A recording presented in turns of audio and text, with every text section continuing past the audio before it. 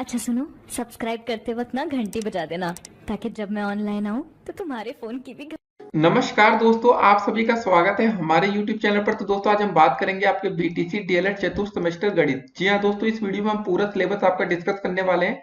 तो आपके पेपर में अति लघुत्तरी के कैसे क्वेश्चन बन सकते हैं और कितने बनेंगे उसको देखेंगे। तो दोस्तों अगर आपने इस वीडियो को अंत तक देखा तो आपके जो बहुविकल्पी के 5 क्वेश्चन बनते हैं प्लस 6 क्वेश्चन आपके अति लघुत्तरी के, मतलब 11 नंबर तो आपके दोस्तों कवर होने ही वाले हैं। और हो सकता है दोस्तों कुछ क्वेश्चन आपके लघुत्तरी में भी बन जाए। तो चलिए दोस्तों वीडियो को शुरू करते हैं और उम्मीद करेंगे दोस्तों आप 25 में 25 अंक मैथ में ला सकते हैं। कैसे? तो इसके बाद दोस्तों आपके लिए एक लघु ट्री की अलग से वीडियो है, बहुविकल्पी की अलग से वीडियो है, सभी वीडियोस अलग अलग आपके लिए अवेलेबल है। तो इस वीडियो को देखिए, उसके बाद उसको भी देखिएगा। तो पहले दोस्तों इसको शुरू करते हैं और आप चेक करिए आपको कितने क्वेश्चन या आपका रिवीजन कैसा है। पहला प्रश्न दोस्तों आपके लिए आता है अति लघु ट्री का कि करड़ी संख्याएं किसे कहते हैं।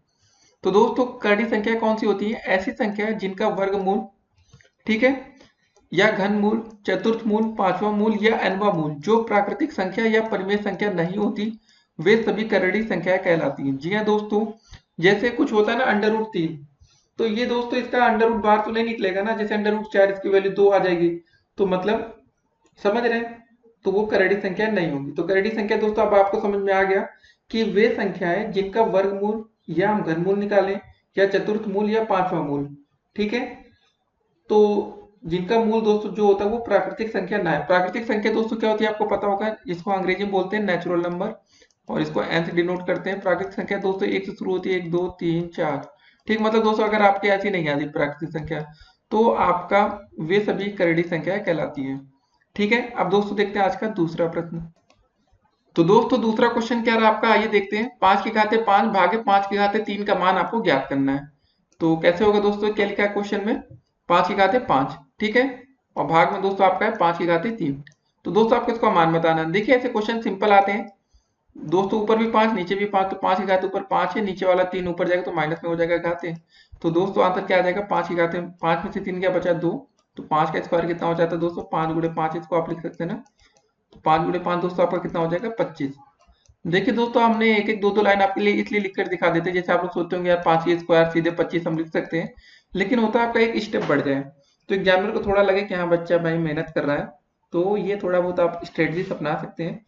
ठीक है, इसका मान ज्ञात करना तो या तो 25 करके आप आंसर कर दीजिए या 5 का स्क्वायर करके करिए, लेकिन 25 करके करिए ज्यादा सही रहेगा, इसका मान आपको ज्ञात करना है। अब दोस्तों देखते हैं आज का अगला प्रश्न।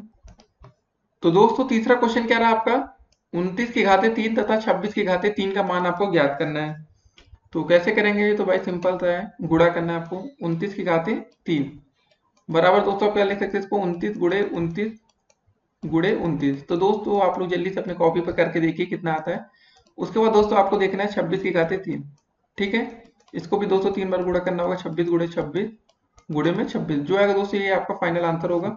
तो चलिए हम आपको एक करके दिखा देते हैं 29 का ही पहले, ठीक है, यहाँ पर साइड में कर लेते हैं। 29 गुणे दोस्तों 29 पहले करेंगे तो कितना आ जाएगा आपका, 9 9 81, 9 दूनी 18 और 18 8 दोस्तों तो आपका 26, फिर दोस्तों गुणा होगा 2 9 18, 2 दूनी 4 1 5, एक आ जाएगा 8 से 14 हो जाएगा दोस्तों, और दोस्तों यहाँ पर कितना हो जाएगा 5 2 7 1 8 आपका। ठीक है दोस्तों, फिर से हम दोबारा 29 से गुणा कर लेंगे क्योंकि हमारा 29 का क्यूब था।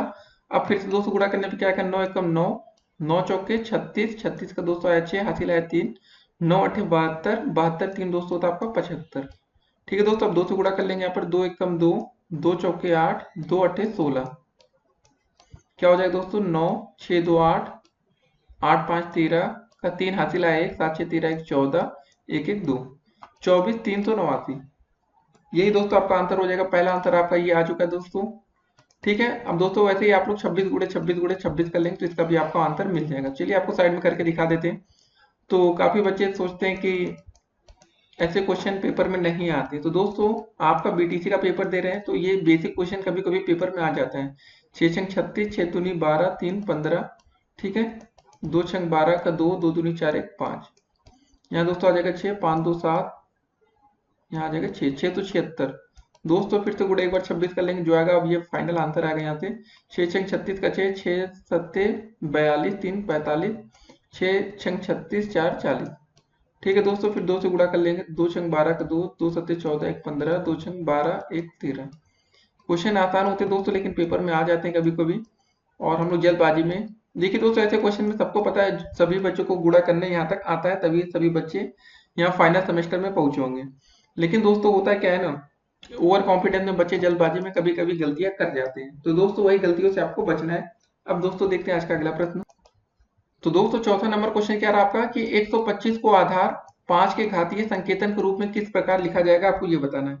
ठीक है दोस्तों, 125 आधार, ठीक है ना। तो पहले आप 125 दोस्तों क्या लिख सकते हैं जरा देखिए, 125 का गुणनखंड फैक्टर करें तो कितना हो जाएगा, 50 25 गुणे 5 करेंगे तो आपका आ जाएगा 125। तो दोस्तों इसको मैं ऐसे लिख सकते हैं ना, 5 के आते 3, समझ गए ना। 125 का ये कैसे आया, नहीं आता, सिंपल सा प्रोसेस यही है, आप लोग इसको तो याद आता ही होगा ना। पहले हम देखेंगे सबसे छोटी संख्या से भाग करेंगे, 5 से जाएगा, 5 दूनी 10, 50 25, फिर दोस्तों 5 से भाग करेंगे 50 25, और दोस्तों 5 से भाग करेंगे 5 एकम 5। तो दोस्तों ये फैक्टर आपके देखिए यहाँ पर लिखा है ना, 5 गुणे 5 गुणे 5 3 बार, तो वही चीज दोस्तों यहाँ से लिखा गया है। तो आधार आपको दोस्तों क्या क्या बोला गया को के घातीय संकेतन में किस प्रकार लिखा जाएगा, तो दोस्तों हमने ये लिख दिया है। फिलहाल इसका आधार आपका हो जाएगा 5 और घातांक हो जाएगा 3। इस क्वेश्चन के लिए दोस्तों क्या हो जाएगा, आपका आधार बराबर दोस्तों आ जाएगा आपका 5, घातांक हो जाएगा दोस्तों आपका 3। ठीक है, यही आपका आंसर हो गया। तो ऐसे क्वेश्चन आपके पेपर में पूछे जा सकते हैं, तो आपको ध्यान में रखना चाहिए। अब दोस्तों देखते हैं आज का अगला प्रश्न। तो दोस्तों पांचवा नंबर क्वेश्चन क्या रहा आपका कि करड़ी का प्रतीक चिन्ह क्या है। तो दोस्तों करड़ी का प्रतीक चिन्ह क्या होता है दोस्तों बताइए, सिंबल पूछा गया, सिंबल क्या होता है। ऐसे एक दोस्तों बना लीजिए और यहाँ पर एन लिख दीजिए, क्योंकि दोस्तों कभी कभी यहाँ पर क्या हो सकता है ना, अब हमें पता नहीं स्क्वायर रूट में कभी कभी दोस्तों यहाँ पर 2 लिखा जा सकता है, कभी कभी दोस्तों जब घन का निकालना घनमूल निकालते तो यहाँ दोस्तों 3 हो जाता है, चौथा पांचवा मूल करके। इसलिए दोस्तों हमारा जो फाइनल आंसर होगा आप क्या लिखेंगे, खाली ये वाला ब्रैकेट ऐसे बनाएंगे, सिंपल था करड़ी का प्रतीक चिन्ह। ठीक है, अच्छे से बनाते हैं दोस्तों, ऐसे बना के यहाँ पर एन लिख दीजिएगा, यही आपका आंसर हो जाएगा। ठीक है, तो बस ऐसे क्वेश्चन आपके पेपर में पूछे जा सकते हैं, सिंपल से क्वेश्चन। अब दोस्तों देखते हैं आज का अगला प्रश्न। देखिए अभी आपके लिए लघु त्रि की एक अलग से स्पेशल वीडियो बन चुकी है, वो भी आपको इस वीडियो को बाद देखने को मिलेगी। तो उसमें एक से एक क्वेश्चन होंगे कठिन, तो दोस्तों अभी आसान क्वेश्चन आप सीख लीजिए बेसिक, क्योंकि आपके एक एक नंबर के ऐसे क्वेश्चन आएंगे, वो 2 नंबर के प्रश्न होंगे। अब दोस्तों देखते हैं आज का अगला प्रश्न। दोस्तों तो 6 नंबर क्वेश्चन क्या रहा आपका, 6 अंकों की हमें छोटी से छोटी संख्या बताना कि जो एक पूर्ण संख्या ज्ञात करनी है। ठीक है, पूर्ण वर्ग संख्या। तो दोस्तों आप बताइए 6 अंकों की छोटी से छोटी पूर्ण वर्ग संख्या क्या होगी। तो सबसे पहले आप दोस्तों लिखेंगे 1, 6 अंक लिख देते हैं दोस्तों, कितने जीरो हो गए, 3 4 हो गए, 5 और 6। दोस्तों आप ये बताइए क्या ये आपकी एक पूर्ण वर्ग संख्या है या नहीं। पूर्ण वर्ग संख्या का मतलब दोस्तों ये होता है कि अगर आप उसका अंडर रूट निकालें तो भाई आसानी से निकाला, ऐसा ना रहा कि कुछ अंडर रूट में रह जाए। तो दोस्तों अगर हम इसको अंडर रूट में करते हैं, कितना लिखा दोस्तों 1 1 2 3 4 5। ठीक है दोस्तों, या इसको हम ऐसे लिख सकते हैं 10 के घाते 5।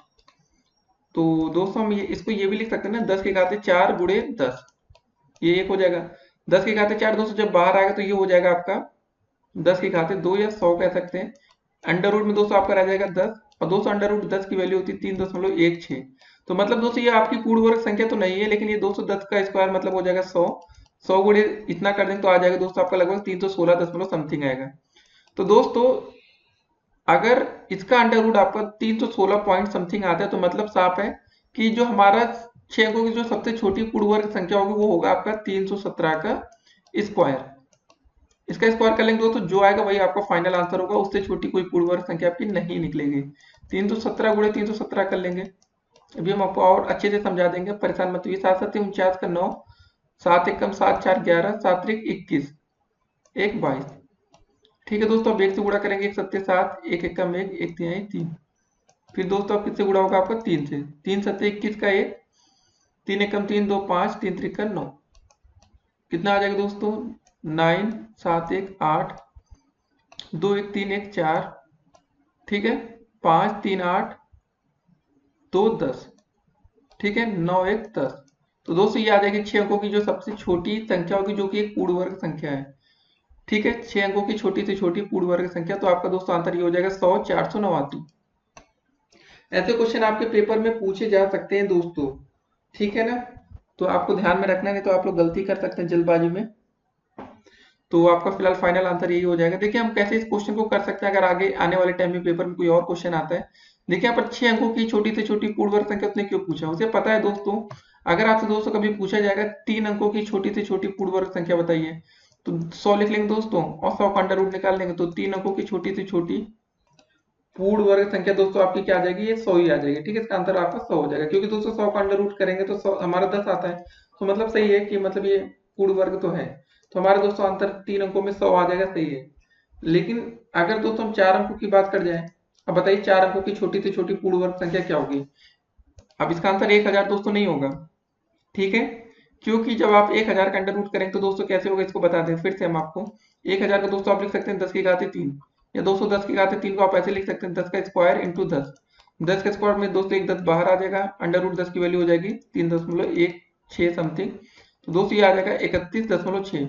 तो दोस्तों 31.6 जब इसका पूर्ण वर्ग संख्या नहीं तो मतलब इसकी अगली संख्या इसकी पूर्ण वर्ग संख्या होगी, या 32 आप कह सकते हैं।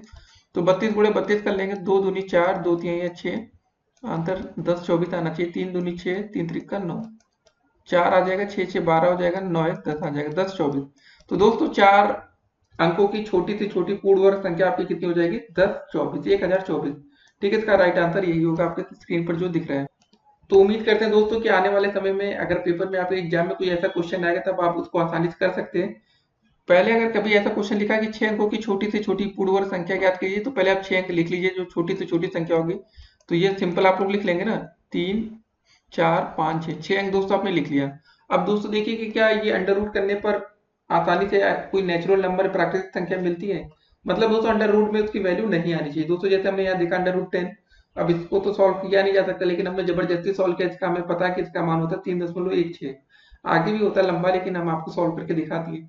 अब दोस्तों देखते हैं आज का अगला प्रश्न। अब उम्मीद करते हैं आप समझ गए होंगे, इसका फाइनल आंसर आपका 100 489।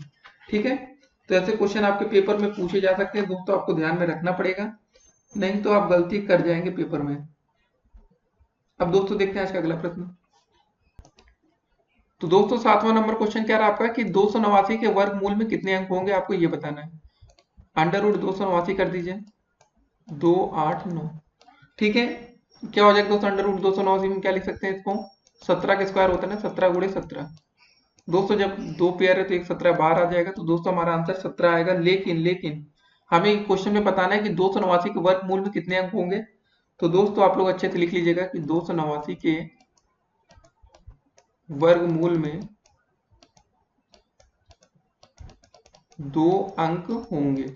ठीक है, इसका आंसर हो गया दोस्तों 289 के वर्गमूल में कितने अंक होंगे। यहाँ पर आंसर आपका फाइनल आंसर आ गया आपका 2 अंक, क्योंकि दोस्तों देख रहे हैं यहाँ पर 2 डिजिट लिखे ना 1 और 7, तो 2 अंक हो गए यहाँ पर। अगर 171 लिखा होता तो यहाँ 3 अंक हो जाते, तो इसका आंसर प्लस 2 अंक होगा। अब दोस्तों देखते हैं आज का अगला प्रश्न। तो दोस्तों 8वां नंबर क्वेश्चन क्या रहा आपका कि पूर्ण वर्ग संख्या क्या कहलाती है, या किसे कहते हैं। देखिए, किसी संख्या का भाज्य गुणनखंडों के समान खंडों के जोड़ बनाने के बाद कोई भाज्य मतलब अभाज्य गुणनखंड न रहे तो वह संख्या पूर्ण संख्या कहलाती है। तो दोस्तों आप समझ गए होंगे, जब हम फैक्टर करते हैं, जैसे अगर हम अंडर रूट 100 का ही वैल्यू निकालेंगे दोस्तों, क्या हो जाएगा, मतलब कोई भी यहाँ पर अभाज्य गुणनखंड नहीं बचना चाहिए। चलिए दोस्तों हम करके आपको दिखा देते हैं। मतलब क्या होता है दोस्तों, जैसे अगर आप 100 का ऐसे करेंगे, भाग करेंगे, कितनी बार जाएगा दोस्तों, 50 बार। फिर 2 से भाग करेंगे दोस्तों आप लोग, कितनी बार जाएगा, 25 बार।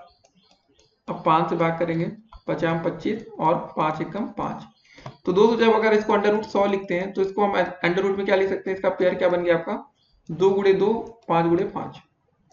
ठीक है, 2 गुणे 2 5 गुणे 5। तो दोस्तों क्या यहाँ पर क्या बोला गया, जब हम समान खंडों के जोड़ बनाने के बाद कोई अभाज्य गुणनखंड ना रहे तो वह संख्या पूर्ण संख्या कहलाती है। अब दोस्तों देखिए, आप इसका जोड़ा बनाइए, पेयर बनाइए, 2 2 का बन गया ना, तो मतलब यहाँ से साफ है कि 1 2 बाहर आएगा और यहाँ से 1 5 बाहर आएगा, और आपका आंसर 10 आ जाएगा। सबको पता है, सभी बच्चों को पता होगा कि अंडर रूट 100 की वैल्यू होती है आपकी 10। कैसे आता है दोस्तों, ये यही आपके अभाज्य गुणनखंड होते हैं। दोस्तों आपको पता होगा कि 2 आपकी सबसे छोटी अभाज्य संख्या होती है, और ये एक सम संख्या भी है।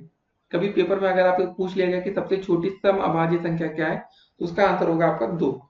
और सबसे छोटी भाज्य संख्या क्या होती है दोस्तों, तो उसका आंसर होगा आपका 4। क्योंकि दोस्तों 4 1 से कटती है, 2 से कटती है और 4 से कटती है। 2 दोस्तों सिर्फ 1 और 2 से कटता है, इसलिए ये अभाज्य संख्या है। ध्यान में रखना दोस्तों, अभाज्य है 2, गलतियां बच्चे कर जाते हैं। अब दोस्तों देखेंगे आज का अगला प्रश्न। उससे पहले दोस्तों ये भी यहाँ पर आप ध्यान रखेंगे कि जो आपकी 4 आई थी क्या है, ये आपकी सबसे छोटी भाज्य संख्या होती है। और दोस्तों अगर 1 की बात करें तो 1 जो होता है ना तो भाज्य ना तो अभाज्य, अब दोस्तों देखेंगे फाइनली आज का अगला प्रश्न। तो दोस्तों 9वां क्वेश्चन है कि क्या दो 27,000 पूर्ण घन संख्या है या नहीं, ये आपको बताना है। तो दोस्तों अगर हम 27,000 के अभाज्य गुणनखंड करें तो क्या आएगा, सोचिए आप लोग। सोचना क्या है, यहाँ तो करना ही है और क्या है। तो कर लेते दोस्तों। अब ऐसे भाग दें तो काफी लंबा हो सकता है, लेकिन पूर्ण घन संख्या है या नहीं इसको बताना है। तो दोस्तों दो तीन तरीके अपना सकते हैं हम लोग इसको आसान तरीके से करने के लिए। अगर दोस्तों इसको हम चाहे तो ऐसे लिख सकते हैं ना, 27 गुणे 1000। 3 जीरो को दोस्तों हम अलग कर लेते हैं, ठीक है। अब दोस्तों आपको पता है कि अगर हम अब घन में करेंगे दोस्तों क्या हो जाएगा, ये घन वैसे करते ना, पूर्ण घन संख्या है या नहीं। एक मिनट रुकिए दोस्तों, यहाँ अगली लाइन में लिखते हैं। हमें दोस्तों इसका घन निकालना है, 27 गुणे में 1000, ठीक है। यहाँ पर घनमूल का लगा देंगे। तो दोस्तों हम 27 को क्या लिख सकते हैं जरा बताइए आप लोग। 27 को हम लिख सकते हैं ना 3 गुणे 3 गुणे 3, ठीक है। सभी बच्चों को पता है एक पेयर इसका बाहर आ जाएगा। और 10 को, और दोस्तों आपका लिखा है 1000। 1000 को दोस्तों हम लिख सकते हैं 10 गुणे 10 गुणे 10, ठीक है। अगर इसको और हम छोटा करना चाहें तो एक तरीका और इसको और अच्छे से लिख सकते हैं। क्या लिख सकते हैं दोस्तों, 3 गुणे 3 गुणे 3 है आपका। अगर हम अभाज्य गुणनखंड की बात करें तो उसमें दोस्तों अगर हम 10 को क्या लिख सकते हैं, एक 10 को दोस्तों आप लोग क्या लिख सकते हैं, 2 गुणे 5 लिख सकते हैं ना, 5 दूनी 10। तो दोस्तों यहाँ पर 3 10 दिख रहे हैं, तो 3 बार हम लोग लिखेंगे दोस्तों 2 गुणे 5, फिर दोस्तों 2 गुणे 5, फिर 2 गुणे 5, ठीक है। तो बस हो गया दोस्तों, आपका आंसर फाइनली आ गया। सबका 3 3 का जोड़ा बना लीजिए, उसको बाहर करिए। क्योंकि एक लाइन और लिख लेते हैं, आपको समझ में आए। 3 गुणे 3 गुणे 3, तो दोस्तों सभी दो को एक जगह लिख लेते हैं। तो 2 कितनी बार है आपका, 3 बार है। 2 गुणे 2 गुणे 2, और दोस्तों 5 भी आपका 3 बार है। 5 गुणे 5 गुणे 5, तो सबका एक एक जोड़ा बाहर आ जाएगा। 3 में 3 3 का जोड़ा यहाँ बनेगा, ठीक है दोस्तों। यहाँ से एक 3 बार आ गया, यहाँ से एक 2 बार आ गया, और यहाँ से 5 बार आ गया। तो हो गया 3 दूनी 6, 6 पंजे 30, ठीक है दोस्तों। यही आपका आंसर हो जाएगा फाइनली। तो हमें ये सब नहीं बताना था कि इसका आंसर क्या होगा, घन निकाल कर क्या आएगा। खाली ये हमें बताना था कि क्या 27,000 पूर्ण घन संख्या है या नहीं। तो दोस्तों इसका आंसर होगा कि हाँ 27,000 एक पूर्ण घन संख्या है। इसका आंसर होगा दोस्तों यस या हाँ, ठीक है, यस। तो ऐसे क्वेश्चन पेपर में आते हैं, आपको ध्यान में रखना है। अब दोस्तों देखेंगे आज का अगला प्रश्न। तो दोस्तों 10वां नंबर क्वेश्चन क्या रहा आपका कि सबसे छोटी पूर्ण घन प्राकृतिक संख्या कौन सी है। प्राकृतिक का मतलब दोस्तों होता है, आप पहले समझ जाइए, इसको बोलते हैं अंग्रेजी में नेचुरल नंबर। इसको हम एन से डिनोट करते हैं, ठीक है, नेचुरल नंबर। सबसे छोटी पूर्ण घन प्राकृतिक संख्या दोस्तों एक का अगर हम कुछ भी करते हैं, अंडर रूट करते हैं, तो भी दोस्तों वैल्यू 1 आती है। ये करेंगे तो दोस्तों इसका आंसर सिंपल सा एक हो जाएगा। इसमें आपको ज्यादा सोचना नहीं है। आंसर आपका क्या आएगा, एक सबसे छोटी पूर्ण घन प्राकृतिक संख्या है। अब दोस्तों देखेंगे आज का अगला प्रश्न। तो दोस्तों 11 नंबर क्वेश्चन क्या रहा आपका कि यदि 3 सिक्कों को एक साथ ऊपर फेंका जाता है तो कितने प्रकार की घटनाएं संभावित हो सकती हैं, आपको बताना है। तो दोस्तों अगर आपको एक साथ 3 सिक्के फेंकेंगे तो टोटल 8 प्रकार की घटनाएं आपकी हो सकती हैं। क्या क्या दोस्तों, पहला एक तो हो सकता है दोस्तों आपका तीनों या तो हेड हेड हेड आ जाए, और दोस्तों या तो हो सकता है आपका पहला हेड आ जाए, दूसरा टेल आ जाए, फिर तीसरा हेड आ जाए, ठीक है। और तीसरी संभावना दोस्तों आपकी क्या हो सकती है बताइए, हेड हेड और टेल आ जाए दोस्तों। या तो चौथी संभावना दोस्तों क्या हो सकती है, पहले टेल आ जाए, फिर हेड आ जाए, फिर हेड आ जाए, ठीक है दोस्तों। पहले 4 संभावना तो ये हो गई। उसके बाद दोस्तों क्या हो सकता है, पहले 4 के बाद फिर तो या तो ये हो सकता है दोस्तों कि तीनों टेल टेल और टेल आ जाए। फिर दोस्तों या तो ये हो सकता है कि पहले टेल आ जाए, फिर हेड आ जाए, फिर टेल आ जाए, ठीक है दोस्तों। या तो फिर ये हो सकता है कि टेल टेल या हेड आ जाए। और दोस्तों लास्ट में क्या हो सकता है आपका, या दोस्तों आपकी एक संभावना और बन सकती है ना, क्या बन सकती है यहाँ पर, पहला हेड आ जाए, फिर दोस्तों आपके 2 टेल और आ जाए। तो दोस्तों ये देखिए टोटल 8 तरह की संभावनाएं बन सकती हैं। अगर दोस्तों आपको भरोसा ना हो तो आप लोग घर में लीजिएगा इसको, कर्ली ब्रैकेट में दोस्तों सभी को रखेंगे। तो एक बार ट्राई कर लीजिएगा दोस्तों, आप एक साथ 3 सिक्के उछालिएगा, देखिएगा ऐसा ही कुछ आपके सामने बनेगा। तो ये क्रम में दोस्तों आप लोग लिख सकते हैं, जैसे भी आपके मन में आए लिख सकते हैं। अगर दोस्तों 4 सिक्कों को उछालेंगे तो 16 तरीके का संभावनाएं हो सकती है। पहले दोस्तों हमने देखा कि head head head head tail head, फिर head head tail tail head head, ठीक है दोस्तों। सभी संभावनाएं अलग अलग हैं, तो ऐसा संभावनाएं बन सकती है। लेकिन आपको सिर्फ आंसर 8 कर देंगे तो भी आपके लिए पर्याप्त होगा। तो दोस्तों ऐसे क्वेश्चन आपके पेपर में आ सकते हैं सिक्के से संबंधित, ये प्रोबेबिलिटी है, प्रायिकता है, ठीक है। अब दोस्तों देखते हैं आज का अगला प्रश्न। तो दोस्तों 12 नंबर क्वेश्चन क्या रहा आपका कि माध्यिका किसे कहते हैं, ये आपको बताना है। यदि आंकड़ों को आरोही या अवरोही क्रम में व्यवस्थित करते हैं हम लोग, तब मध्य में आने वाले पद को ही जो मान होता है उसे हम माध्यिका कहते हैं, ठीक है दोस्तों। आरोही क्रम का मतलब क्या होता है आपको, ये पता होना चाहिए। आरोही का मतलब होता है दोस्तों आपका बढ़ता हुआ क्रम, जैसे दोस्तों अगर लिखते हैं 1 2 3 4, ये दोस्तों आरोही क्रम होता है। और अवरोही क्रम का मतलब होता है घटता हुआ क्रम दोस्तों, जैसे लिखेंगे 4 3 2 1। इसको दोस्तों हम बोल सकते हैं एक तरह से इंक्रीजिंग ऑर्डर, और दोस्तों ये हो जाएगा आपका डिक्रीजिंग ऑर्डर, ये बढ़ता हुआ क्रम, ये घटता हुआ क्रम। तो ऐसे माध्यिका आप निकाल सकते हैं। अब दोस्तों देखते हैं आज का अगला प्रश्न। देखिए दोस्तों 13 नंबर क्वेश्चन क्या रहा आपका, निम्नलिखित आंकड़ों का हमें बहुलक ज्ञात करना है। तो बहुलक का मतलब दोस्तों आपको ये पता होना चाहिए जिसकी आवृत्ति या जो सबसे ज्यादा बार रिपीट होता है वही उस क्वेश्चन का बहुलक होता है। जैसे आप यहाँ पर दोस्तों देख रहे होंगे, देख के पता चल जाता है क्या रिपीट ज्यादा हो रहा है। तो दोस्तों जैसे पहले वाले क्वेश्चन में आप देखिए दोस्तों क्या रिपीट ज्यादा दिख रहा है, 13 14 10 12 11 12। ठीक है दोस्तों, तो यहाँ दोस्तों 12 में ज्यादा दिख रहा है। देखिए दोस्तों एक यहाँ 12 है, हाईलाइट करते हैं कि यहाँ 12 है, यहाँ 12 है, यहाँ 12 और दोस्तों यहाँ 12 है। तो मतलब दोस्तों उम्मीद कर रहे हैं कि 4 बार 12 आ चुका है, तो उससे ज्यादा दोस्तों एक आपका 10 एक यहाँ दिख रहा है, 2 बार 10 आया है। तो ठीक है दोस्तों, इसमें 12 से ज्यादा कुछ रिपीट नहीं होता, इसका आंसर 12 हो जाएगा। और दूसरा वाला क्वेश्चन दोस्तों देखते हैं 19 25 36 38, ये। तो दोस्तों देखिए यहाँ पर 38 आ रहा है, फिर यहाँ पर दोस्तों 38 आ रहा है, 2 बार रिपीट हो गया, 3 बार हो गया, 4 बार हो गया। तो दोस्तों इस क्वेश्चन में 38 से ज्यादा कोई संख्या रिपीट नहीं हुई होगी, तो इसका आंसर हो जाएगा हमारा 38। ठीक है, इसके बारंबारता सर्वाधिक मतलब जो सबसे ज्यादा बार रिपीट होता है, तो इसमें दोस्तों सबसे ज्यादा बार रिपीट क्या हो रहा है, 38 हो रहा है। ठीक है, तो इसका आंसर हो जाएगा 38। बस ये क्वेश्चन का आंसर हो गया। अब दोस्तों देखते हैं आज का अगला क्वेश्चन। तो दोस्तों 14 नंबर क्वेश्चन क्या रहा आपका कि लंबवृत्तीय बेलन के वक्र पृष्ठ के क्षेत्रफल का सूत्र बताना है। ठीक है दोस्तों, तो जो लंबवृत्तीय बेलन का वक्र पृष्ठ का फार्मूला होता है वो क्या होता है, सिंपल सा आपका होता है 2 पाई आर इंटू एच, या दोस्तों सिंपली लिख लीजिए कि मिला के 2 पाई आर एच। ठीक है दोस्तों, यही आपका आंसर हो जाएगा। अब दोस्तों देखते हैं आज का अगला प्रश्न। तो दोस्तों 15 नंबर क्वेश्चन क्या रहा आपका कि लंबवृत्तीय शंकु के आयतन का हमें सूत्र लिखना है। देखिए दोस्तों शंकु का आयतन का फार्मूला हो जाता है आपका 1/3 पाई आर स्क्वायर इंटू एच। ठीक है, 1/3 पाई आर स्क्वायर एच, याद रखना दोस्तों, गलती आपसे ना हो। अब दोस्तों देखते हैं आज का अगला प्रश्न। तो दोस्तों 16 नंबर क्वेश्चन क्या रहा आपका कि युगपत समीकरण किन्हें कहते हैं या किसे कहते हैं। तो इसका आंसर होगा दो अज्ञात चर वाले समीकरण। दोस्तों जैसे मान लेते हैं दो अज्ञात चर वाले समीकरण क्या हो जाएंगे, जैसे मान लेते हैं एक हो गया a1x प्लस का आपका दोस्त हो गया b1y प्लस का c बराबर हो गया 0। ठीक है, पहला ये हो गया। और दोस्तों दूसरा मान लेते हैं इसी का same to same a2x plus का b2y प्लस का c बराबर 0। ठीक है, यहाँ पर भी c1 c2 मान लेते हैं, सब a1 a2 माने, तो यहाँ पर ऐसे मान लेते हैं। तो बस यही हो गया दोस्तों आंसर कि दो अज्ञात, याद कर लीजिए दोस्तों या कॉपी पर लिख लीजिए, दो अज्ञात चर वाले समीकरणों, पहला वाला दोस्तों ये लिखेंगे। ठीक है, और फिर आगे इसमें ऐसे जोड़ेंगे, और ये को युगपत समीकरण कहा जाता है। अब दोस्तों देखते हैं आज का अगला प्रश्न। अब दोस्तों 17 नंबर क्वेश्चन में हमसे पूछा गया कि वृत्त के व्यास का सूत्र क्या होता है। तो दोस्तों वृत्त का व्यास बराबर होता है आपका व्यास बराबर दोस्तों होता है आपका 2 गुणे त्रिज्या।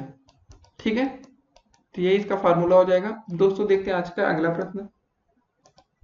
तो दोस्तों 18 नंबर क्वेश्चन क्या रहा आपका कि वृत्त की परिधि का सूत्र क्या होता है या क्या है। तो दोस्तों वृत्त की परिधि का फार्मूला होता है सिंपल सा आपका, याद रखिएगा 2 pi into r, 2 pi r होता है दोस्तों। ठीक है, इसको याद रखना 2 पाई आर, यही आपका आंसर हो जाएगा वृत्त की परिधि का फार्मूला।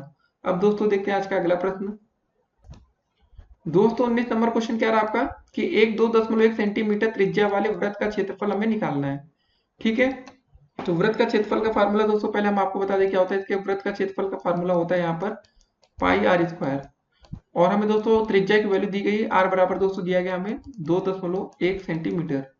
ठीक है दोस्तों, तो बस मान रखना है और क्वेश्चन आपका हो गया। पाई आर की जगह दोस्तों हम लोग क्या रखेंगे 2.1 का होल स्क्वायर, और दोस्तों पाई की वैल्यू क्या होती है आपकी, देखिए पाई की जगह हम रख देंगे 22/7 गुणे दोस्तों हो जाएगा 2.1 गुणे 2.1। ठीक है, भाग कर लेंगे 7 एकम 7 7 त्रिक 21 0.3 हो जाएगा दोस्तों। भाग करने पर गुणा कर लेंगे, पहले कितना हो जाएगा 3 दूनी 6 3 दूनी 6, एक अंक पर दशमलव गुणे 2.1। ठीक है दोस्तों, अब गुणा कर लेते हैं जरा, 1 छक्का 6 1 6 6, 2 छंग 12 का 2 2 छंग 12 1 13। तो दोस्तों जोड़ लेते हैं 6 6 2 8 3, और दोस्तों 1 आ गया।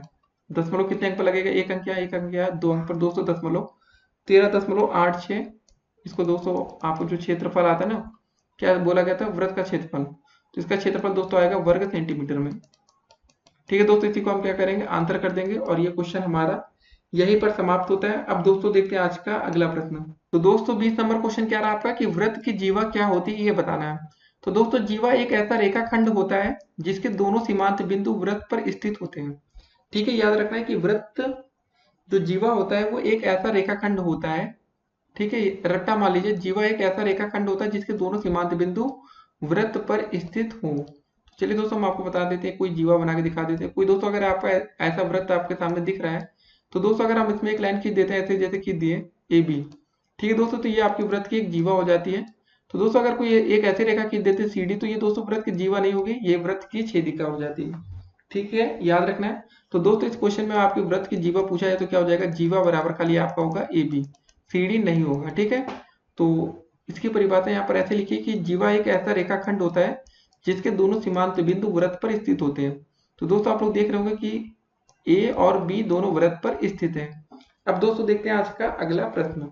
एक बात और दोस्तों, अगर आप लोग चाहते हैं कि आप लोग हमसे व्हाट्सएप से जुड़ना, तो दोस्तों हमारा व्हाट्सएप नंबर ये है 8738079216।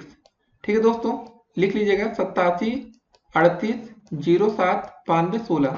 तो दोस्तों आप लोग हमसे व्हाट्सएप पर जुड़ सकते हैं, लेकिन व्हाट्सएप पर मैसेज करें तो आप लोग प्लीज बता दें कि हम बीटीसी 4 सेमेस्टर से हैं। तो दोस्तों उससे कंफर्मेशन हो और तुरंत आपको मैथ की सारी वीडियोस प्रोवाइड करा दी जाए। ठीक है दोस्तों, तो आप लोग मैसेज करेंगे तो आपको बहुविकल्पी की अलग वीडियो, अति लघुत्तरी की अलग और लघुत्तरी की अलग वीडियो तुरंत आपको दे दी जाएगी। तो दोस्तों आप देखते हैं आज का अगला प्रश्न। तो दोस्तों 21 नंबर क्वेश्चन क्या रहा आपका कि वृत्त का व्यास क्या होता है या क्या है। तो दोस्तों देखिए वृत्त कैसा होता है, पहले आप बना लीजिए। तो दोस्तों जो वृत्त का व्यास होता है ये बिल्कुल केंद्र से होकर जो सबसे बड़ी जीवा जाती है, जिसको बोलते हैं कि आपका व्यास वह जीवा है जिसमें वृत्त का केंद्र स्थित हो। ठीक है दोस्तों, अगर हम एक ऐसा कर देते हैं, तो दोस्तों अगर यहाँ पर हमारा वृत्त का केंद्र यहाँ पर होगी। ठीक है, इसको रेड से करते हैं हाईलाइट, तभी दोस्तों आपको दिखेगा। ठीक है दोस्तों, ये वृत्त का केंद्र है और यहाँ से आपकी व्यास होकर गुजरती है। तो दोस्तों व्यास बराबर आपका होता क्या है, इसको भी आप लोग जान जाइए, इसका फार्मूला होता है। काफी बच्चे कंफ्यूजन में रहते हैं। व्यास बराबर दोस्तों होता है आपका फार्मूला 2 गुणे त्रिज्या। ठीक है, इसको आप लोग लिख के याद कर लीजिए, चाहे जैसे याद करिए, याद रहना चाहिए। काफी बार दोस्तों आपको ऐसे क्वेश्चन आपको मिलेंगे व्यास और त्रिज्या से रिलेटेड। और त्रिज्या बराबर दोस्तों क्या हो जाएगा आपका, त्रिज्या बराबर आ जाएगा आपका व्यास बटे 2, व्यास बटे 2। देखिए दोस्तों त्रिज्या को हम आर से शो करते हैं, व्यास को हम डी से शो करते हैं। देखिए डी मतलब डायमीटर, आर का मतलब रेडियस। ध्यान में रखना है इसके चिन्ह क्या होते हैं। ठीक है, किससे इसको प्रदर्शित करते हैं। अब दोस्तों देखते हैं आज का अगला प्रश्न। तो दोस्तों 22 नंबर क्वेश्चन क्या रहा आपका कि वर्ग क्या है। वर्ग क्या होता है ये आपको बताना है। वर्ग एक ऐसा चतुर्भुज होता है जिसकी चारों भुजाएं समान लंबाई की होती है। जी हाँ दोस्तों, आपको ये पता होना चाहिए वर्ग क्या होता है। हमारा ऐसा होता है जिसकी चारों भुजाएं हमारी दोस्तों क्या होती है, इसकी लंबाई समान होती है। अगर दोस्तों आपकी इस भुजा की लंबाई ए है तो इसकी भी ए ही होगी, और इसकी भी ए होगी, और इसकी भी ए है। अगर दोस्तों मान लेते ये 2 सेंटीमीटर की, तो ये भी 2 सेंटीमीटर, ये भी 2 सेंटीमीटर, और ये भी दोस्तों 2 सेंटीमीटर की ही होगी। और एवं इस आकृति में चारों कोण समकोण होते हैं। जी हाँ दोस्तों, आपको जो ये सारे कोण बनते हैं ना, आपके ग्रीन से दिखाते हैं, ये कोण दोस्तों बनेगा, ये बनेगा, ये बनेगा, ये चारों कोण दोस्तों क्या होते हैं, 90 अंश के होते हैं। वर्ग एक चक्रीय चतुर्भुज एवं आयत भी होता है। याद रखना है, वर्ग को हम एक समांतर चतुर्भुज भी कह सकते हैं। और दोस्तों वर्ग का क्षेत्रफल क्या होता है, ए गुणे या भुजा का स्क्वायर। ठीक है, बराबर लिख सकते हैं हम लोग भुजा का स्क्वायर, या दोस्तों क्या लिख सकते हैं, ए का स्क्वायर या भुजा का स्क्वायर, जो भी मन करे आप लोग लिख लीजिए। तो ऐसे क्वेश्चन वर्ग से आ सकते हैं कि वर्ग क्या होता है, कैसे बनता है। अब दोस्तों देखते हैं आज का अगला प्रश्न। तो दोस्तों 23 नंबर क्वेश्चन क्या रहा आपका कि किसी चतुर्भुज की समांतर भुजाओं का प्रत्येक युग्म अगर परस्पर समांतर हो तो उसे हम क्या कहते हैं। तो दोस्तों उसको हम बोलते हैं समांतर चतुर्भुज। आपका क्या बोलते हैं उसको, समांतर चतुर्भुज। ठीक है, ये इसका आंसर हो जाएगा। ऐसे क्वेश्चन पेपर में आ सकते हैं कि जैसे किसी चतुर्भुज की समांतर भुजाओं का युग्म समांतर हो तो उसको हम बोलेंगे समांतर चतुर्भुज। अब दोस्तों देखते हैं आज का अगला प्रश्न। तो दोस्तों 24 नंबर क्वेश्चन क्या रहा आपका कि आयत का प्रत्येक कोण कितने डिग्री का होता है। तो दोस्तों आयत का प्रत्येक कोण आपका समकोण कह सकते हैं, आयत को बोल सकते हैं। आयत का प्रत्येक कोण आपका 90 अंश का होता है। ये आपका आंसर हो गया। अब दोस्तों एक बार आप देख लीजिए आयत होता कैसे है। तो दोस्तों इसमें आमने सामने की भुजाएं बराबर होती है। दोस्तों अगर ये x है तो ये भी दोस्तों आपकी x हो जाएगी। अगर दोस्तों ये y है तो ये भी आपकी y होगी। मतलब अगर दोस्तों ये 2 सेंटीमीटर है तो ये भी दोस्तों आपकी भुजा 2 सेंटीमीटर होगी। अगर ये 1 सेंटीमीटर है तो इधर वाली भुजा भी आपकी 1 सेंटीमीटर होगी। और दोस्तों आयत का क्षेत्रफल का फार्मूला आपको पता होना चाहिए। आयत का क्षेत्रफल क्या होता है दोस्तों, लंबाई गुणे चौड़ाई। सिंपल सा फार्मूला है, लंबाई गुणे चौड़ाई। आयत का परिमाप भी पूछा जा सकता है कभी कभी। देखिए दोस्तों एक चीज और बता दें आपको, पिछले क्वेश्चन में हमारा क्या था, इससे पहले वाले में हमारा वर्ग का सब कुछ देखा, और वर्ग का परिमाप दोस्तों अगर पूछा जाए कभी तो क्या होता है इसका परिमाप 4 इंटू ए या 4 गुणे भुजा। परिमाप, वर्ग का परिमाप दोस्तों क्या होता है 4 गुणे भुजा। अब दोस्तों वैसे ही हम लोग देखेंगे इस क्वेश्चन में आयत का प्रत्येक कोण तो दोस्तों देख लिया, और आयत का परिमाप दोस्तों पूछ लिया जाए कभी पेपर में तो 2 ब्रैकेट में लंबाई प्लस चौड़ाई। देखिए दोस्तों परिमाप का क्या मतलब होता है, सभी भुजाओं को हमको जोड़ कर लिखना होता है। 2 2 4 5 6, 6 आना चाहिए दोस्तों, कैसे भी है। अब दोस्तों यहाँ पर 2 लिख लेंगे, यहाँ पर 2 + 1 कर देंगे, तब भी दोस्तों जोड़ने पर 3 और 6 आ जाएगा। ठीक है, ऐसे ही आ जाता है। सेंटीमीटर है तो सेंटीमीटर में ही लिखेंगे, ये भी जरूरी है। अब दोस्तों देखते हैं आज का अगला प्रश्न। तो दोस्तों 25 नंबर क्वेश्चन क्या रहा आपका कि चतुर्भुज के अंतःकोणों का योग कितना होता है। तो चतुर्भुज के अंतःकोणों का योगफल कितना होता है आपका, होता है 360 डिग्री। ठीक है, 360 अंश। अब दोस्तों देखते हैं आज का अगला प्रश्न। 26 नंबर क्वेश्चन रहा आपका कि चक्रीय बिंदु को आपको समझाना है। देखिए जो बिंदु एक ही वृत्त पर स्थित होते हैं उन्हें हम चक्रीय बिंदु कहते हैं। फिर से ध्यान से सुन लीजिए आप लोग, जो बिंदु एक ही वृत्त पर स्थित होते हैं उन्हें हम चक्रीय बिंदु कहते हैं। अब दोस्तों देखते हैं आज का अगला प्रश्न।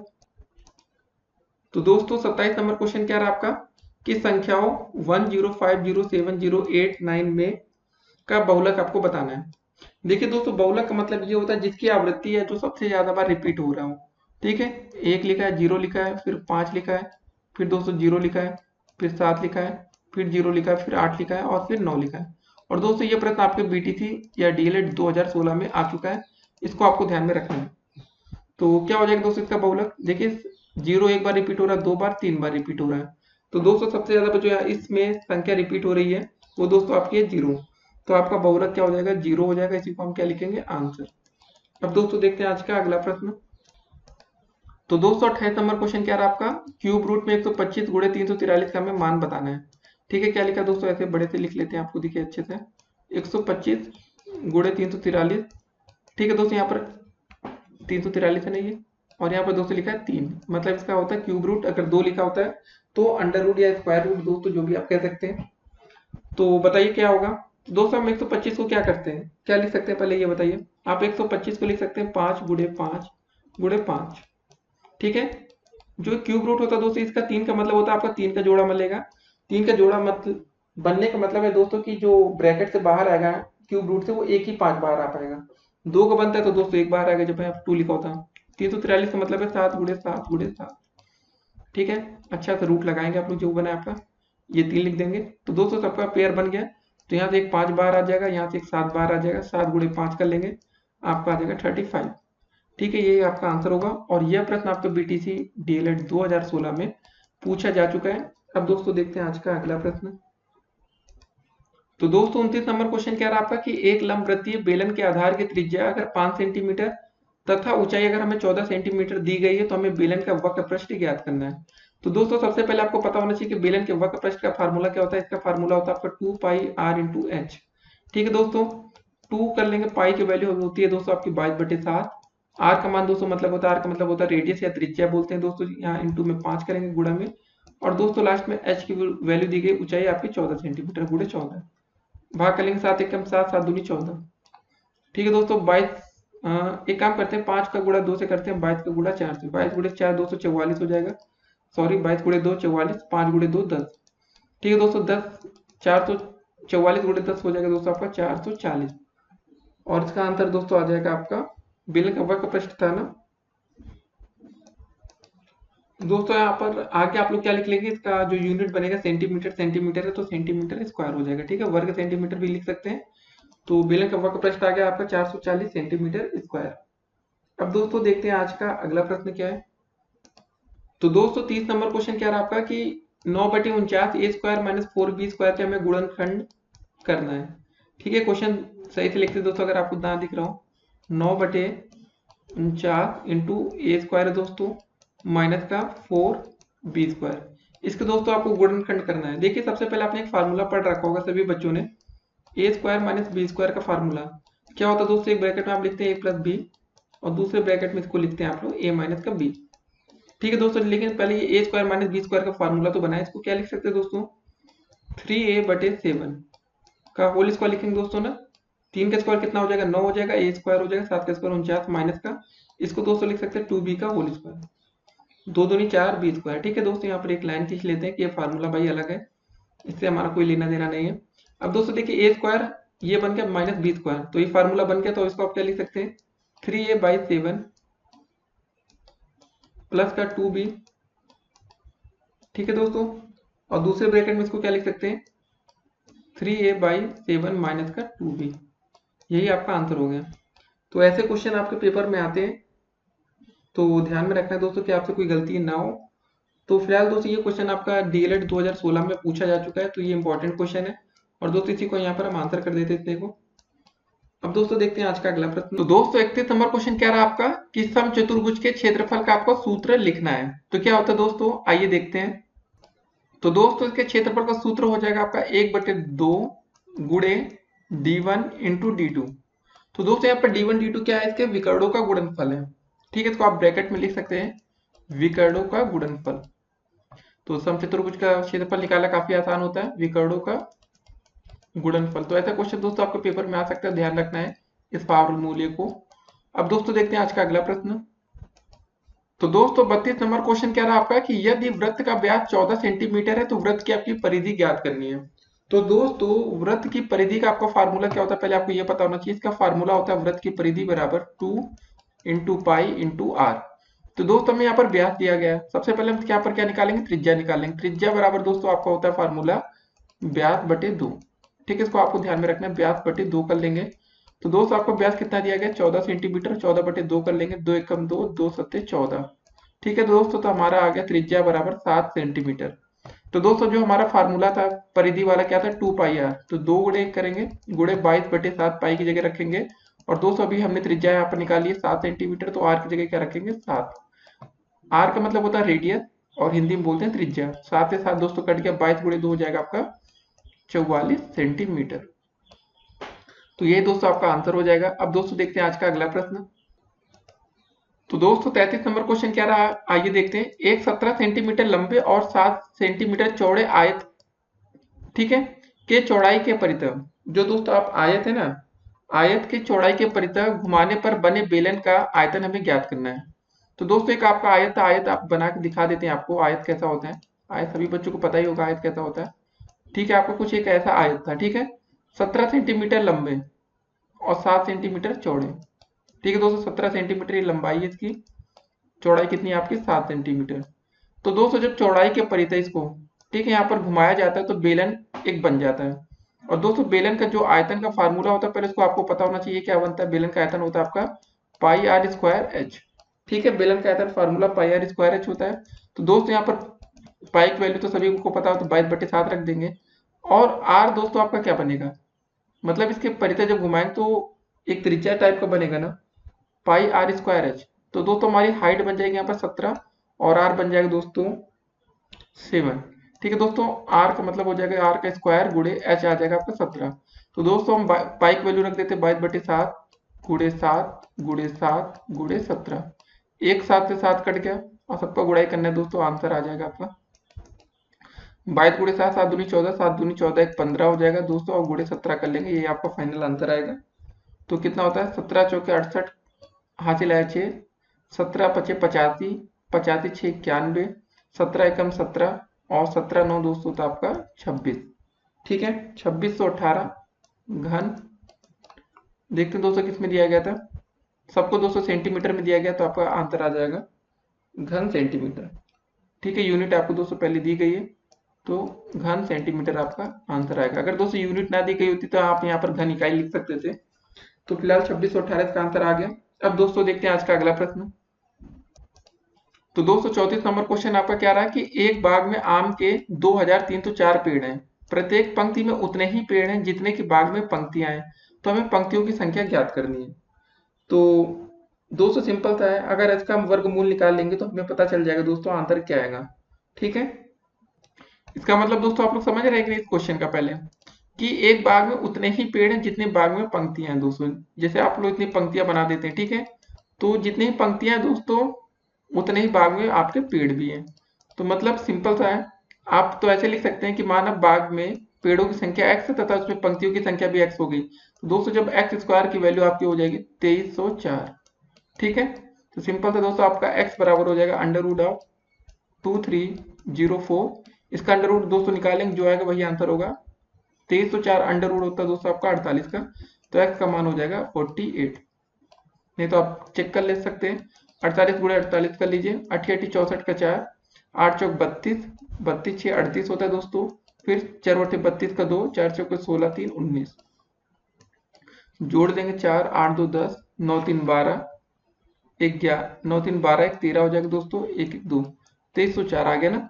देखिए दोस्तों कैसे निकालते हैं, देखिए थोड़े बहुत हमने आपको बताया था, स्क्वायर आपको कम से कम 20 से लेके 1 से 20 तक तो सभी बच्चों की याद ही होता है, लेकिन आप लोग दोस्तों कोशिश करिए कि 1 से 50 तक याद करने की, जिससे कि आपके क्वेश्चन और तेज है। कि मैथमेटिक्स अगर आपको तेज करनी है, आपको लगता है कि हमें कैलकुलेशन विद इन सेकेंड, कुछ बच्चे सोचते हैं ना 1 सेकंड में आपका आंसर है, कैसे आ सकता है जब आपको कम से कम 1 से लेकर 50 तक के वर्ग याद हो, कि 50 का वर्ग कितना होता है, सभी को पता होगा 2500 हो जाता है। ये सब तो आसान होता है, लेकिन याद करना जरूरी होता है।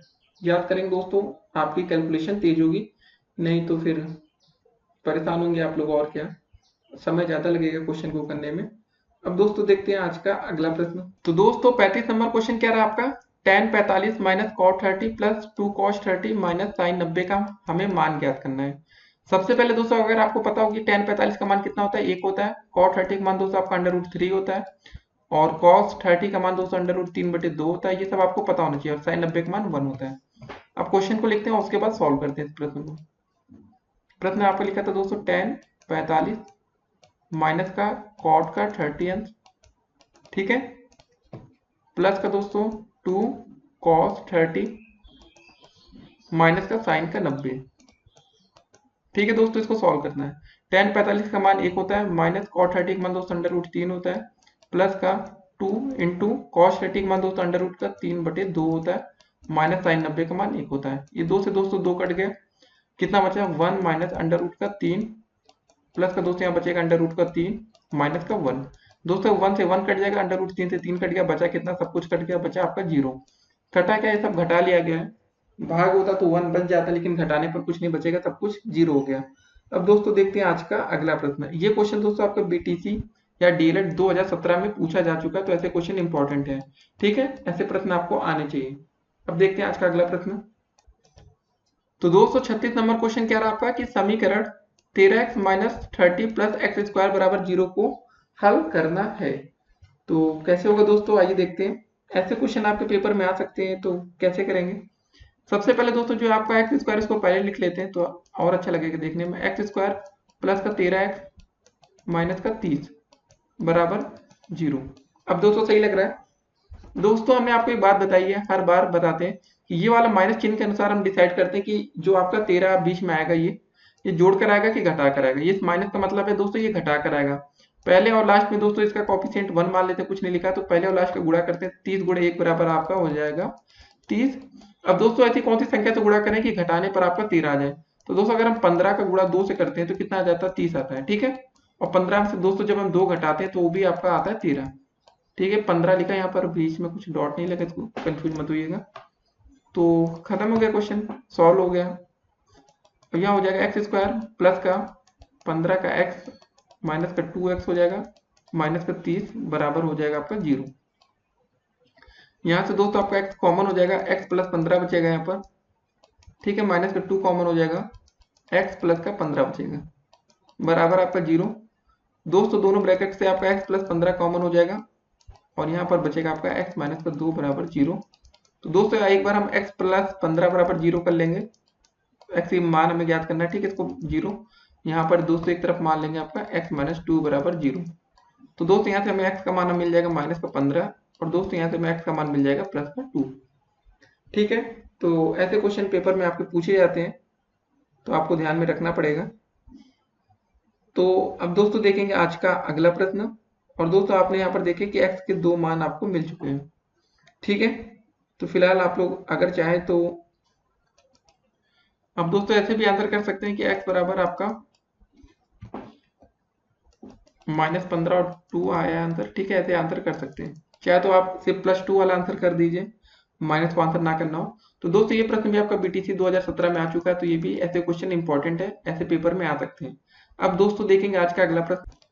तो दोस्तों 37 नंबर क्वेश्चन कह रहा है आपका कि एक वृत्त का क्षेत्रफल अगर 154 वर्ग सेंटीमीटर है तो हमें वृत्त की त्रिज्या बतानी है। दोस्तों वृत्त का क्षेत्रफल का फार्मूला पहले आपको पता होना चाहिए। वृत्त का क्षेत्रफल का फार्मूला होता है आपका पाई आर स्क्वायर। दोस्तों वृत्त का क्षेत्रफल का फार्मूला एक पाई आर स्क्वायर होता है और हमें वृत्त का क्षेत्रफल 154 दिया गया है। ठीक है दोस्तों, मतलब हमें यहाँ से आर का वैल्यू निकालना है, त्रिज्या ना, आर स्क्वायर बराबर हो जाएगा दोस्तों आपका 154/पाई। और दोस्तों आपको पता होना चाहिए चूंकि पाई का मान हमारा होता है आपका 22/7। ठीक है, पाई का मान रख लेंगे तो दोस्तों हो जाएगा आर स्क्वायर बराबर 154/22 और दोस्तों दम बटे में 7 हो जाएगा। 7 का गुणा दोस्तों ऊपर हो जाएगा ना, तो आर स्क्वायर बराबर आ जाएगा 154 गुणे 7/22।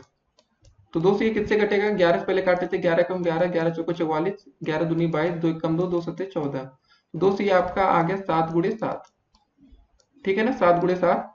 तो आर बराबर आ जाएगा आपका अंडर रूट 7 गुणे 7 और दोस्तों आर बराबर यहाँ से आ जाएगा आपका 7 सेंटीमीटर।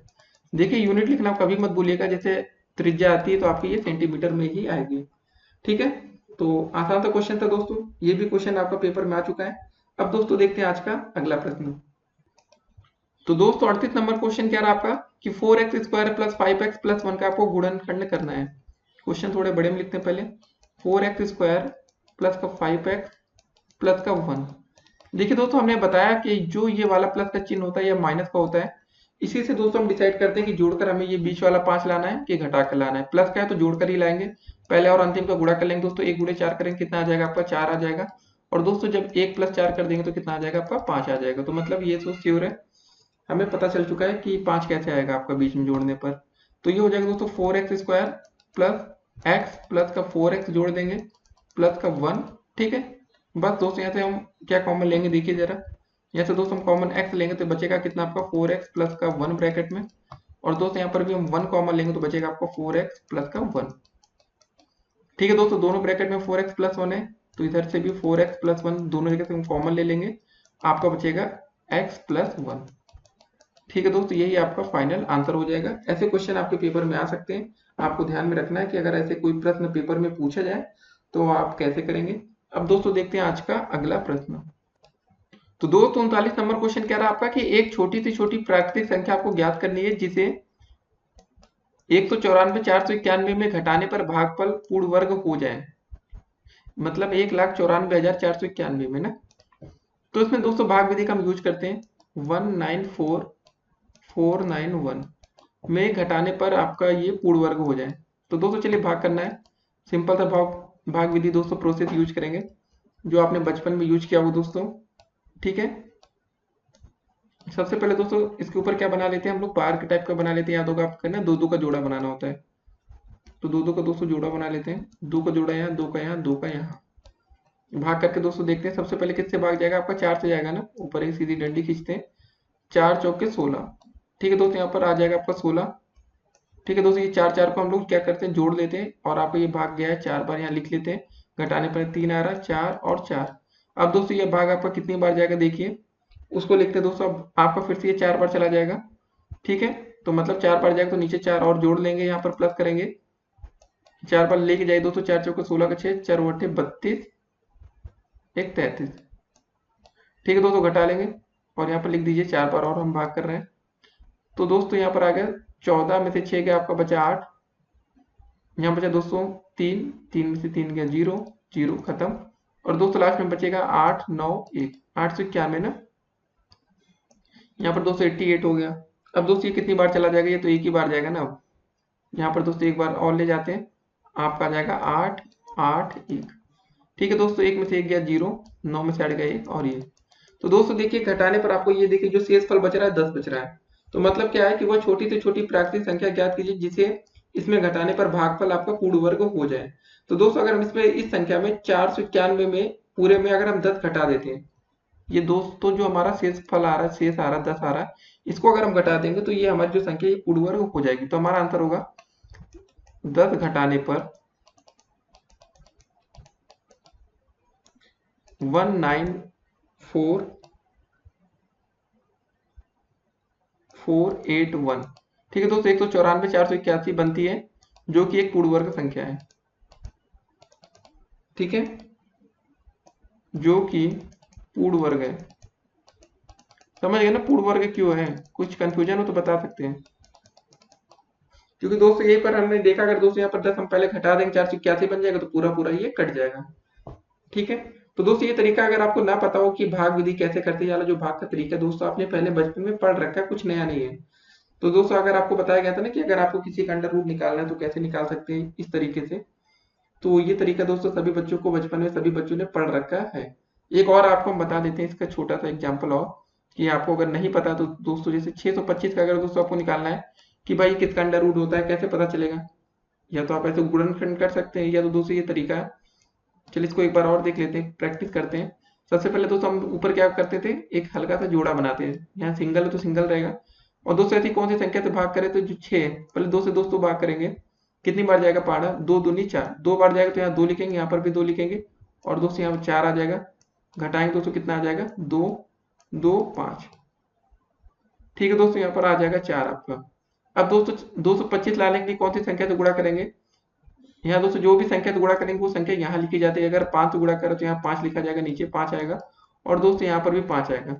ठीक है दोस्तों, 5 से गुणा करेंगे कितना जाएगा? 50, 25 के 5, 5 को 20, 2 22, ये पूरी संख्या कट गई। तो दोस्तों यहाँ हमें पता चल गया कि ये किसका स्क्वायर होता है? आपका 25 का स्क्वायर होता है 625। तो ऐसे क्वेश्चन थे दोस्तों, बेसिक है। अगर आपको नहीं समझ में आ रहा है अभी भी तो आप लोग कमेंट करेंगे, एक इसके लिए विस्तृत वीडियो में आपको बता देंगे। अब दोस्तों देखते हैं आज का अगला प्रश्न। तो दोस्तों 40 नंबर क्वेश्चन क्या रहा आपका कि x square minus x minus 6 का गुणनखंड हमें ज्ञात करना है। तो कैसे होगा? एक्स स्क्वायर माइनस का एक्स है माइनस का 6 है, इसका दोस्तों हमें गुणनखंड ज्ञात करना है। सबसे पहले दोस्तों हमने फिर बताया कि आपको जो ये वाला माइनस है इसको हम देखेंगे, पता चलेगा कि जो यहाँ पर जो x का कॉफिशिएंट यहाँ पर कुछ नहीं लिखा है, यहाँ पर 1 मान लेते हैं। तो जो यहाँ 1 आएगा वो जोड़ कर आएगा कि घटाकर? आप समझ गए होंगे, घटा कर आएगा। यहाँ पर कुछ नहीं दोस्तों, तो 6 गुणे 1 करते हैं सबसे पहले, पहला और लास्ट गुणा। 6 गुणे 1 करेंगे तो दोस्तों आपका 6 आ जाएगा। तो मतलब दोस्तों ऐसी कौन सी संख्या से गुणा करें जिसमें गुणा करने पर 6 आए और घटाने पर 1? तो दोस्तों आप समझ गए होंगे, 3 का गुणा 2 से अगर हम करेंगे तो 3 दुनिया आपका दोस्तों होता है 6, और 3 में से 2 घटाएंगे तो दोस्तों बचेगा आपका 1, जो कि दोस्तों यहाँ पर 1 आ रहा है ना। बस हो गया क्वेश्चन आपका खत्म। एक्स स्क्वायर हो जाएगा दोस्तों माइनस का 3x प्लस का 2x करेंगे माइनस का 6। दोस्तों प्लस का 2x इसलिए करते हैं कि घटाने पर आपको वही आ जाए जो यहाँ पर लिखी माइनस का x। तो यहाँ से x क्या करेंगे? कॉमन ले लेंगे, बचेगा कितना? x माइनस का 3 प्लस का दोस्तों यहाँ पर 2 कॉमन ले लेंगे, x माइनस का 3 बचेगा। ठीक है दोस्तों, दोनों ब्रैकेट से अगर हम x माइनस 3 कॉमन ले लें तो बचेगा कितना आपका? x माइनस का 3, और यहाँ पर बचेगा आपका x प्लस का 2। ये दोस्तों आपका आंसर हो जाएगा। तो ऐसे क्वेश्चन पेपर में आते हैं तो आपको ध्यान में रखना है, और ये क्वेश्चन दोस्तों आपका बीटीसी या डीएलएड 2018 में पूछा जा चुका है, तो ऐसे प्रश्न इंपॉर्टेंट होते हैं। अब दोस्तों देखते हैं आज का अगला प्रश्न। तो दोस्तों 41 नंबर क्वेश्चन क्या रहा आपका कि सेक 30 माइनस 2 कॉट 45 इंटू में माइनस 4 बटे अंडर रूट 3 गुणे साइन 30 प्लस 2 कॉस 0 का मान हमें ज्ञात करना है। तो दोस्तों सबसे पहले हम आपको मान बता देते हैं कि क्या होता है। सेक 30 का दोस्तों आपका मान होता है आपका 2 बटे अंडर रूट 3 होता है।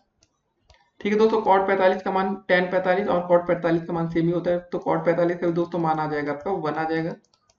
ठीक है, और साइन 30 का मान दोस्तों आपको साइड में लिख के दिखा दे रहे हैं, नहीं तो आप लोग कंफ्यूज होंगे। साइन 30 का मान दोस्तों आपका होता है 1/2, 1/2, और कॉस 0 का दोस्तों मान होता है आपका, कॉस 0 का मान होता है 1।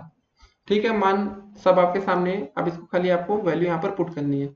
सेक 30 दोस्तों सबसे पहले लिखा तो यहाँ पर क्या रखेंगे? 2/√3, तो दोस्तों हो जाएगा 2/√3। ठीक है, माइनस का कॉट 45 है 2 गुणे 1, 2 गुणे 1 इंटू में माइनस का 4/√3, साइन 30 की जगह दोस्तों 1/2 वैल्यू रखेंगे, माइनस का हो जाएगा, प्लस का हो जाएगा दोस्तों 2 कॉस 0। ठीक है, यहाँ पर 2 कॉस 0 लिखा ना, 2 गुणे 1 हो जाएगा। ठीक है, बस अब दोस्तों सॉल्व करना है। 2 1 कम 2 हो जाएगा, 2 दूनी 4, 2 बार गया ना। यहाँ पर दोस्तों लिखा 2/√3 माइनस का दोस्तों 2 गुणे 1 2 हो जाएगा, माइनस का यहाँ पर क्या हो जाएगा? 2 से 2 कट गया ना, तो बचा 2/√3 का माइनस में, और प्लस का दोस्तों यहाँ पर 2 हो जाएगा। देखिए 2 से 2 घट गया 0, ये से ये कट गया 2/√3, यहाँ पे दोस्तों √3 लिखा है, ध्यान दीजिएगा। तो इसका मान दोस्तों आपका आ गया 0। ये क्वेश्चन भी दोस्तों आपका बीटीसी या डीएलएड 2018 में पूछा जा चुका है, तो मतलब साफ है कि ये क्वेश्चन भी आपके लिए पेपर की दृष्टि से इंपॉर्टेंट है। तो ऐसे क्वेश्चन आते हैं और इसका आंसर अधिकतर 0 ही आ जाता है, तो ध्यान रखना है। कभी अगर आपको बिल्कुल समझ में नहीं आ रहा तो आप 0 लिख दीजिएगा, हो सकता है कि आपकी किस्मत अच्छी रहे, आपका तुक्का लग जाए अति लघु उत्तरीय प्रश्न में भी। दोस्तों देखते हैं आज का अगला प्रश्न। तो दोस्तों 42 नंबर क्वेश्चन क्या रहा आपका कि एक शंकु की तिर्यक ऊंचाई अगर 21 सेंटीमीटर, त्रिज्या 8 सेंटीमीटर है, तो शंकु का वक्र पृष्ठ आपको ज्ञात करना है। तो दोस्तों सबसे पहले शंकु का वक्र पृष्ठ का फार्मूला क्या हो, तो वो आपको पता होना चाहिए। शंकु का वक्र पृष्ठ, ठीक है, इसका फार्मूला दोस्तों आपका सिंपल सा होता है pi into r into l. देखिए दोस्तों आर आपका होता है त्रिज्या, जो यहाँ लिखा है रेडियस, एल से मतलब दोस्तों होता है आपका तिर्यक ऊंचाई, और पाई की वैल्यू तो आपको पता ही है 22/7, ठीक है। इंटू में आर की दोस्तों क्या रखेंगे, त्रिज्या आपकी 8 सेंटीमीटर दी गई है, और दोस्तों एल क्या दिया गया, तिर्यक ऊंचाई 21, तो 7 एकम 7, 7 त्रिक 21, ठीक है दोस्तों। गुणा करना है खाली अब आपको, बस और कुछ नहीं। 3 दूनी 6, 22 गुणे 3 करेंगे, पहले 66 आ गया, गुणे 8 कर लेंगे, और दोस्तों 8 गुणे 66, 8 छंग 48 का 8, हाथी लाया 4, 8 छंग 48, 48 4 होता है दोस्तों आपका 52, ठीक है, 528 वर्ग सेंटीमीटर, या सेंटीमीटर दोस्तों स्क्वायर भी लिख सकते हैं इसका आंसर। तो ये सब आपको ध्यान में रखना है कि भाई गलतियां कभी भी आपसे ना हो। छोटी छोटी दोस्तों गलतियां ही करके आपके 1 नंबर कटते हैं। जो बच्चे 25 में 25 टारगेट करते हैं वो छोटी छोटी गलतियों से बचने की पूरी कोशिश करते हैं। अब दोस्तों देखते हैं आज का अगला प्रश्न। तो दोस्तों यहाँ 43 नंबर क्वेश्चन क्या दिया गया आपका, 14 गुणे 14 गुणे 14 गुणे 14 गुणे 14 गुणे 14 को घात रूप में आपको व्यक्त करना है। तो दोस्तों यहाँ पर टोटल 14 या 14 कितनी बार आया आपका, यहाँ पर टोटल 14 6 बार आया, तो आप लोग लिख सकते हैं 14 की घात 6, ठीक है। इसको घात रूप में आपने व्यक्त कर दिया, यही आपका आंसर हो जाएगा। सिंपल सा क्वेश्चन था, बस इसको इतना आंसर करिए। अब दोस्तों देखते हैं आज का अगला प्रश्न। तो दोस्तों 44 नंबर क्वेश्चन क्या रहा आपका कि क्यूब रूट 343, मतलब इसका घनमूल निकालना, और दोस्तों ये अंडर रूट 576 को हमें सरल करना है। एक का दोस्तों हमें अंडर रूट निकालना और एक का हमें घनमूल निकालना है। तो सिंपल सा क्वेश्चन है, इसमें कुछ करना दोस्तों ज्यादा नहीं है। तो आपको पता होना चाहिए कि 343 किसका दोस्तों घन होता है। पहले देखिए क्वेश्चन अच्छे से लिख लेते हैं, हो सकता है कुछ बच्चों को ना दिख रहा हो। 343 दोस्तों लिखा है ना, ठीक है, ये लिखा है, ये घनमूल में, इंटू में दोस्तों आपका लिखा 576। दोस्तों देखिए यहाँ पर कुछ नहीं लिखा, मतलब यहाँ पर आप 2 मान सकते हैं, यहाँ लिखा नहीं है, ठीक है, इसका मतलब ये होता है। तो दोस्तों अगर आप लोग को पता होगा कि 7 गुणे 7 गुणे 7 करते हैं, तो आपका आंसर आता है 343। देखिए ये सब बेसिक चीजें, ये सभी बच्चों को पता होनी चाहिए, ठीक है। तो इसका घनमूल आपका 7 निकल आएगा, गुणे 24 होता है। जब 24 का गुणे 24 करते हैं दोस्तों, तो हमारा आता है 576। ये सब बिल्कुल बेसिक चीजें हैं दोस्तों, ये आपको याद होनी चाहिए, रटी होनी चाहिए। तो दोस्तों इसका गुणा करने पर आपका 24 आता है। अंडर रूट 576 का मान आपका 24 होता है, गुणा कर लेंगे 7 चौके 28, 7 दूनी 14, 15 16, ठीक है दोस्तों, आपका आंसर आ जाएगा 168। तो अगर आपको इतना याद नहीं है तो ये आपकी एक गलती दोस्तों कही जाएगी यहाँ पर। अब दोस्तों देखिए इसका अगर वर्ग निकालना, तो ये तरीका हम आपको और बता देते हैं कि अभी आपको पिछले में समझ में आया हो। तो वर्ग कैसे दोस्तों निकालते हैं, सबसे पहले तो हमने क्या बोला था आपको, जोड़ा बना लेता है पहले 1 2, ठीक है, हमेशा जोड़ा 2 2 को बनता है, लेकिन अब यहाँ पर इकलौती संख्या तो इसको 1 ही मान लेते हैं। अब दोस्तों सबसे छोटी संख्या से भाग करके देखेंगे, पहले 1 से नहीं करेंगे, 2 से ही स्टार्ट होता है, 2 से भाग करें दोस्तों, हाँ अगर 1 दिया हो तो 1 से कर लीजिएगा कभी। दोस्तों 2 से भाग करेंगे तो हमारा क्या आ जाएगा, 2 दूनी 4, 2 बार गया दोस्तों, यहाँ पे 2 लिखेंगे, और 2 दूनी 4 आता है, यहाँ लिखेंगे, और दोस्तों कितना हो जाएगा, 2 2 4 जोड़ लेंगे, घटाने पर 1 आ जाएगा, 7 और 6, ठीक है दोस्तों। अगर हम 4 से गुणा करेंगे तो क्या आ जाएगा, यहाँ पर 4 बार लिखेंगे दोस्तों, यहाँ पर 4 से गुणा करेंगे, देखिए बहुत इसमें जोड़ घटाना भी करना होता है, ऐसा नहीं है। तो दोस्तों जब 4 से गुणा करेंगे तो कितना आ जाएगा, पहले जोड़िए, गुणा करिए इसको, ठीक है, लेकिन यहाँ पर जोड़ा ही जाएगा, तो यहाँ पर गुणा का चिन्ह नहीं होगा। 4 चौके दोस्तों होता है आपका 16 का 6, 4 चौके 16 1 17, ठीक है, देखिए सब कुछ कट गया। तो मतलब दोस्तों इसका जो हमारा वर्गमूल आएगा 576 का कितना आ जाएगा, 576 का अंडर रूट में हम लिखेंगे 576 है ना दोस्तों, 576 का अंडर रूट कितना आ जाएगा आपका, करके भी देख लिया हमने 24। तो दोस्तों चलिए ठीक है, हमारा आंसर सेटिस्फाइड हो गया, कि हमारा आंसर जो सेटिस्फाई कर लिया हमने कि 168 ही आएगा। तो दोस्तों आज हमने देखे 44 क्वेश्चन आपके अति लघु उत्तरीय प्रश्न के बहुविकल्पी के, दोस्तों हमने वीडियो पहले आप देख चुके होंगे, नहीं देखा तो आपको उसका लिंक कमेंट बॉक्स में मिल जाएगा, डिस्क्रिप्शन में भी दोस्तों उसका लिंक दिया गया है, उसको देखिए। और उसके बाद दोस्तों जो हमारी सबसे इंपॉर्टेंट वीडियो है आपके लिए, बीटीसी डीएलएड 4th सेमेस्टर की दोस्तों लघु उत्तरीय प्रश्न की एक अच्छी वीडियो और बड़ी वीडियो दोस्तों, आपको उसका लिंक आपको कमेंट बॉक्स या डिस्क्रिप्शन बॉक्स में बहुत जल्दी आपको मिलेगा। वेट करना है दोस्तों, लेकिन हो सकता है जब आप ये वीडियो देख रहे हो तब तक उसका लिंक आपके लिए अवेलेबल हो चुका हो। तो उस वीडियो को अगर दोस्तों आपने पूरी देख लिया तो समझ लीजिए 4th सेमेस्टर मैथ आसानी से आपकी निकल जाएगी। फिर मिलेंगे दोस्तों, तब तक के लिए स्टे कनेक्टेड और ऑल द बेस्ट पेपर के लिए सभी बच्चों को। अगर आप लास्ट टाइम देख रहे हो, रिवीजन कर रहे हो, तो घबराइए मत, क्वेश्चन आता ना आते। लेकिन दोस्तों आप लघु त्रिक वीडियो देखना ना भूलें, वो एक अच्छी वीडियो हो सकती है आपके लिए।